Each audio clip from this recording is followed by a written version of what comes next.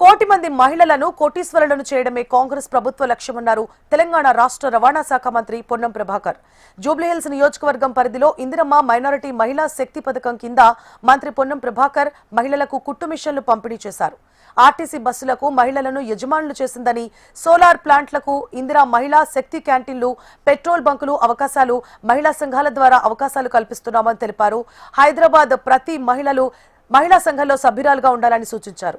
మహిళా గ్రూపులో లేని వారికి ప్రత్యేక అవకాశాలు కల్పించి మహిళా సంఘాల సభ్యులుగా చేర్చడానికి అవకాశం కల్పిస్తామన్నారు.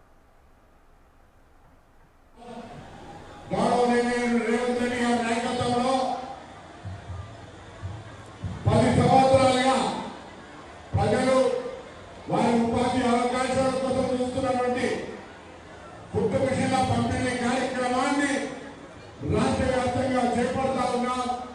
అందులో భాగంగా ఈరోజు యూట్యూబ్ కూడా ఎలాగైనా డివిజన్లకు కూడా మరి కుటుంబ విషయంలో అప్లికేషన్ పెట్టుకున్నటువంటి వాళ్ళు వాళ్ళ లబ్ధిదారులకు ఇవ్వడం జరుగుతూ ఉంది.